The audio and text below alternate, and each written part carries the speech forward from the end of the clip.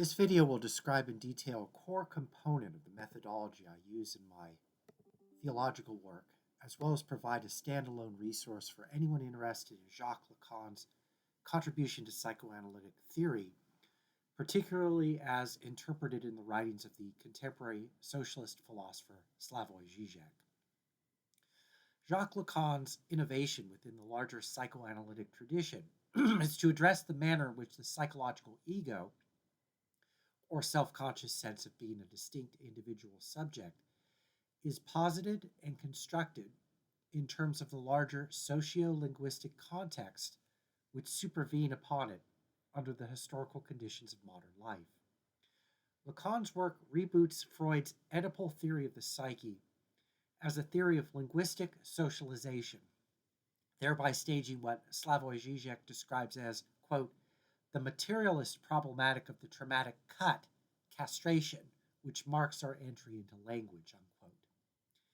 At the same time, castration never happened. It is not a real event. It is a myth or legend symbolizing the primordial trauma of linguistic socialization, after which the immediacy of desire must be regulated by rules and roles. The Oedipal trauma founding subjectivity is interpreted as the rupturing of infantile narcissism, occurring as the child begins to learn linguistically constructed social roles and rules.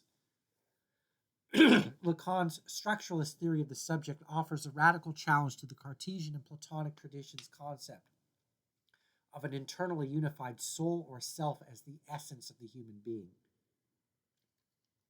Indeed, the critical trajectory of Freud's thought challenges all such occult notions of the psyche. In line with this anti-humanist trend within the psychoanalytic tradition, Lacan theorizes the psyche as an excess or surplus semiotic function of an animal organism which is psychologically internalized as what Lacan calls the imaginary, their linguistic social context, which he calls the symbolic order. The symbolic and the imaginary are dialectically reflected categories. The imaginary is the internalized symbolic function of the psyche, while the symbolic is an externalized and intersubjective collective imaginary that constitutes the semiotic space of social experience. Common to both registers is their linguistic construction. Language serves as the material base, mediating the circular double reflection of the imaginary and the symbolic in which both functions posit each other. The imaginary is then the content, and the symbolic the form of a process whose totality, inadequately human society, is urgently implied by, but consistently found wanting in actual history. Because subjectivity never achieves correspondence to its ideal self-symbolization. There's always an excess or surplus factor sustaining the libidinal investment of the psyche with its content, or context rather, thereby maintaining the psyche's purpose by denying its total satisfaction. What Lacan terms the real with a capital R is this implied yet absent totality, which is negatively present as the gap or cut of castration socialization, holding open the dialectic between content and context, psyche and society, imaginary and symbolic. The subject's incompleteness in terms of the real is therefore also the formal condition of its potential freedom. By describing the psyche as an excess or surplus existence, Lacan emphasizes its status as a material phenomenon, posited by the undirected process of Darwinian natural selection. Natural selection has blindly facilitated the organization of material biological systems into linguistically self-conscious form without the intervention of any pre-existing archetype or plan. Human subjectivity has evolved against the background of the radical contingency of material reality. The psyche is the arbitrarily emergent ideality of matter, the living consciousness that animates or haunts the undead cosmos. Subjectivity is therefore a spiritual or virtual precipitate of material, unconscious, dead processes. The psyche is therefore unnatural in this materialist sense. Its existence in terms of the real, as radical ontological incompleteness and contingency, fails to correspond with the order of nature, subsequently superimposed onto it by the symbolic ideologies of human nature. Yet it is precisely the subject's radical ontological contingency that opens the space for the self-emergence of autonomy as the psyche's modern horizon. Human existence is free because it is uncreated. Its self-productive historicity exceeds the limits framed by any design. However, our freedom is simultaneously formal insofar as it is ontological. It can never be fully, concretely actualized in history. Concrete history always imposes contextual constraints upon human possibility. The contingency of history both disrupts and sustains the conditions of human freedom. However, by retracing the intricacies of the psyche's historical trajectory, psychoanalysis hopes to evoke the prophetic shade of freedom and set it once again, like Hamlet's ghost, or is it Marx's specter of communism, to tread the boards of history. Quote, Lacanian theory is perhaps the most radical contemporary version of the Enlightenment, unquote, Žižek insists. The absence of freedom within human history is the very mark or sign of its omnipresence, of freedom's negative potential lurking within and sabotaging the stability of every historical status quo. However, because the real of the psyche is a being in and for itself, in the same sense as Hegel's spirit, it is the self-identical systemic totality of contextual substance and subjective content. The presence of the real is elided in terms of a genetic constitutive deadlock. The psyche is necessarily caught up within the horizon of its own system of representations once its sense of self-conscious awareness is developed. It cannot represent itself as a being in itself, but only as a being for itself, positing these two regions of being, as Jean-Paul Sartre calls them, in disjunction. The contradiction is analogous to the absence within visual experience of the network of nerves firing in the eye and brain, even though the activity of these nerves comprises the substance or material basis of visual experience. Indeed, even if visual experience included a representation of these nerves, this representation, qua representation, would still not be the activity of the observing subject's nerve cells, which cannot be represented as they are in themselves as substance, even while they provide the material basis for the experience that the subject is having for itself. Likewise, the subject's social externality cannot be represented as it is in itself, but must pass through linguistic symbolization.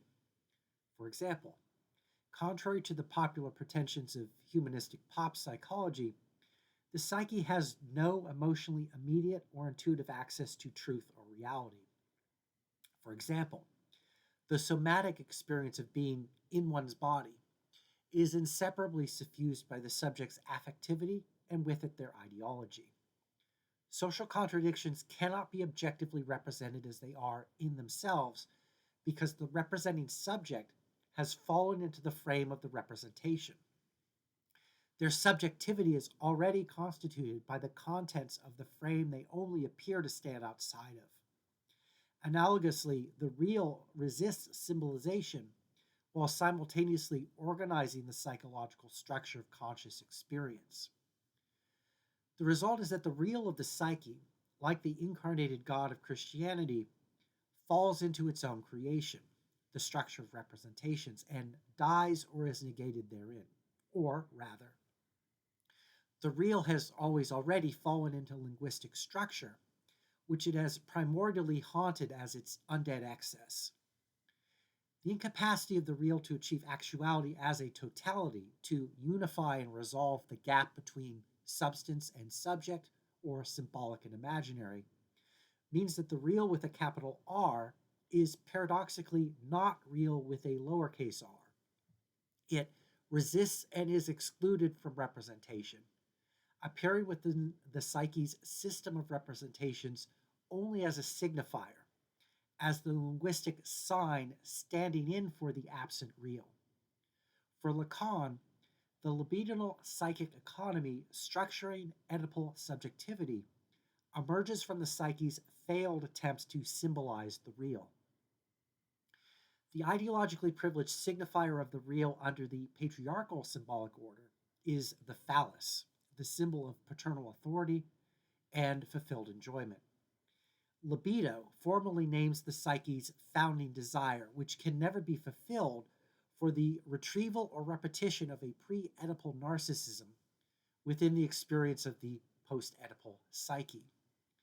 Remembering that the normative parameters of gender roles and their symbolization are established by patriarchy, not by nature, the ideologically presumed normatively male and heterosexual child's linguistic socialization, or Oedipal castration, provides the genetic deadlock or crisis which founds the subject by cutting it off from access to the phallus as the symbol of the missing real. The immediate narcissism of prelinguistic infancy is negated and replaced by the linguistically defined roles available within the symbolic order. As noted, Lacan posits that the unachievable utopian trace of the real remains symbolized within the psyche as the phallus, as the signifier of fulfilled jouissance or excessive enjoyment, allegedly possessed by the father as the patriarchal source of social authority. It turns out, though, that the father is impotent. No one possesses the phallus because it is a virtual, purely symbolic object whose representation is the mark or sign of the absent real. Primordially deprived of an adequately ontologically grounded identity, in terms of the real, the psyche instead internalizes an identity out of the linguistic symbolic order external to it. During its Oedipal development, the psyche learns and acquires sociolinguistic roles and rules to constitute its psychological sense of self. Despite the abstract formal freedom of the subject implicit in the psyche's abyssal ontological nothingness as a virtually existing self-relation, the psyche finds its range of possible identities always already interpolated for it by the larger system of social roles and projects. In particular, the modern psyche discovers that it has been socially assigned, in theological language, fated or predetermined, to be the subject of a capitalist society in which its identity is interpolated in terms of its class. Modern subjects must either work or own the work of others to be eligible to receive and exchange the tokens of social recognition, that is to say, money. Furthermore, because these are the overdetermining historical conditions of the prevailing form of political economy, the modern subject cannot directly negate its assigned class through its immediately available range of practical action. The determinations of history intrude themselves into the psyche's abstract negative freedom and pollute the purity of its formally infinite potential. Negatively, nevertheless, the psyche's embedded temporality, or contra-essentialist historicity, allows it a restricted range of positive creative action. The psyche's adopted social roles place it in mediation with the real. That is to say, they partially actualize some possibilities of the subject's negative potentiality or freedom. Along these lines, Žižek insists that class struggle is the eruption of the real into the closed circle of the conformist and consumerist liberal ideology of globalized capitalism. He writes, quote, "The real is the trauma that cannot be properly articulated in the signifying chain. In Marxism, such a real of the historical process is the class struggle that constitutes the common thread of all history hitherto. All historical formations are so many ultimately failed attempts to gentrify, i.e. liberalize, make conform to bourgeois norms, this kernel of the real," unquote. Experience of the class struggle corresponds to the psyche's orientation towards the real insofar, as Žižek writes, quote, "Every position we assume towards the class struggle, including a theoretical one, is already a moment of the class struggle. It involves taking sides in it, which is why there is no impartial, objective standpoint enabling us to delineate class struggle," unquote. These considerations raise a critical question.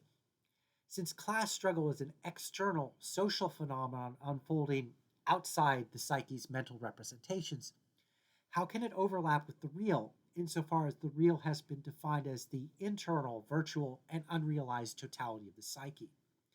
How does the external social context of the psyche nevertheless determine its internal relation to the real? One answer to this question lies in the recognition that the horizon of the real as the structural totality of the psyche cannot be adequately theorized in terms of Cartesian notions of mental interiority.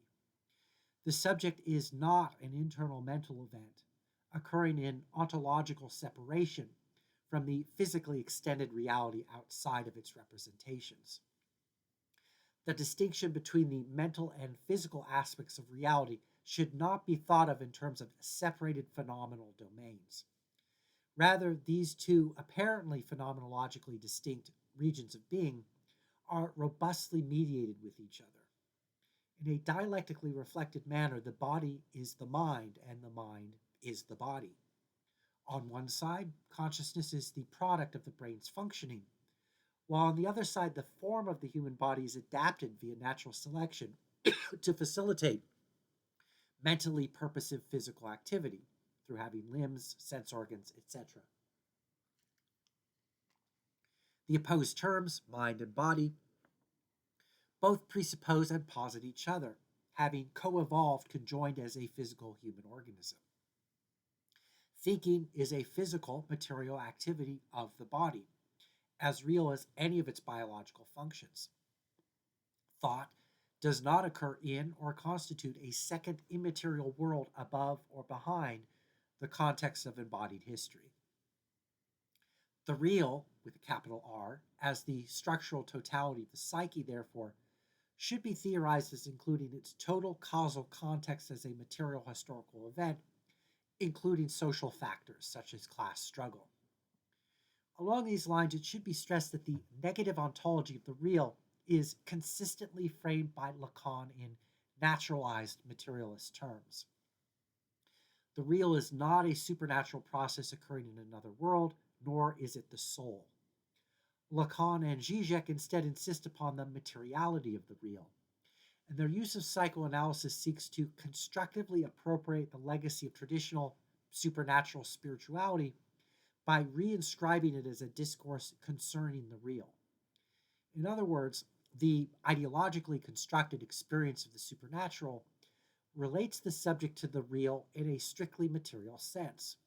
Apparently supernatural objects, i.e., spirits, angels, and God, are unreal. They do not exist except as fantastical representations, but they serve as signs or signifiers for the absence of what cannot be represented by the psyche, that is to say, the real of human freedom.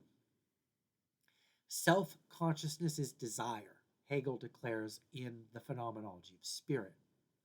The libidinal economy of the psyche organizes the subject's affective relations in reference to the unrealizable desire for the real. That is to say, the psyche desires jouissance, or the repetition of the primordial infantile narcissism allegedly preceding the linguistic Oedipal socialization of the subject.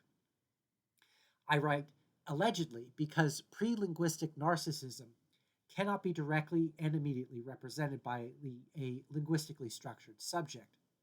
However, it can be abstractly represented or symbolized, as I'm doing now. This means that primary narcissism cannot be the experience of a subject. Therefore, infants have no such experience. Or, to argue the same point in parallel, since all experience is linguistically constructed, there is no such thing as pre-linguistic experience. In other words, primordial narcissism is a retroactive fantasy constructed by post-Oedipal subjectivity to symbolize its impossible founding moment. However, semantically structured subjectivity lacks a founding point of origin or a metaphysical or transcendental ground. It is an abyssal, groundless, negative self-mediation whose ontological freedom is castrated by the cut of the real. In other words, the virtual autonomy of human freedom is always already radically structurally mediated by its material context, and the harmonization of the psyche with its historical context has always already been deferred. Therefore, from a Lacanian perspective, the proper orientation of the psyche's quest for jouissance is towards the future, towards the not yet of human historical potentiality. The direct return of pre-Oedipal narcissism is counterproductive because it cannot be realized. There is no such experience, only its myth or fantasy. Therefore, neither mystical attainment nor chemical intoxication can transcend the ego. The endpoint of both of these trajectories is not the recovery of the original self, but simply the cultivation of pathological narcissism. Instead, jouissance should be self-consciously sublimated and strategically deployed to empower the subject's constructively subversive activities. Theological implications follow from Lacan's concept of the cut of the real. For example, the Protestant God who elects Christians by grace through faith, founding and grounding their subjectivity, is for Lacan a fictional representation, metaphorically referring to the impossibility of the subject's relationship to the real. Furthermore, Lacan and Žižek would both add, the signifier called God signifies not only the unsignified real, but also carries a surplus meaning or implied significance, namely that the symbolic order of society stands under the untotalized and impotent rule of the Father's authority. God stands for the Father as the big other, the source and ground of social authority, who only appears to possess the enjoyment denied his subordinates, who must suspend their immediate narcissism, socialize their desires, and obey the rule of the Father's authority. Go to work, don't act out, follow your boss's orders, etc. The traditional formula of Protestant faith simultaneously sustains and conceals the patriarchal division of labor of the modern liberal society. For Lacan, the phallus, the signifier of the Father's alleged enjoyment, is the preeminent symbol for the absent real within patriarchal societies, which includes all presently existing human societies. The subject is castrated by their genetic socialization, depriving them of the real object of fulfilled enjoyment. The Father, however, is represented as possessing the phallus and of having its enjoyment. The satisfaction of human desire negated within the patriarchal social division of labor is fantasized as the phallus, whose alleged realization of jouissance is symbolically conflated with the Father's enjoyment of their authority. However, the Father is also castrated, is also a socialized speaking subject, who therefore cannot fully identify with their role as leader. The Father is denied fulfillment of the sadistic pleasure their power over others grants them. As in the master-slave dialectic in Hegel's phenomenology, the father-master only appears to possess autonomously realizable enjoyment. In fact, their pleasure is based on a parasitic, unstable dependency on the recognition of their authority by their social subordinates. The Father does not possess the phallus. They only appear to within the fantasy of ideology. Žižek writes, quote, "This gap between my direct psychological identity and my symbolic identity, the symbolic mask or title I wear, defining what I am for and in the big other, is what Lacan calls symbolic castration, with the phallus as its signifier. So one has to think of the phallus not as the organ that immediately expresses the vital force of my being, but as a kind of insignia, a mask that I put on in the same way that a king or judge puts on its insignia. Phallus is a kind of organ without a body, which I put on, which gets attached to my body, but never becomes an organic part, forever sticking out as its incoherent, excessive prosthesis. Because of this gap, the subject cannot ever fully and immediately identify with his symbolic mask or title," unquote. The second video of this series will examine the relationship of Lacan's theory to feminist and queer criticism.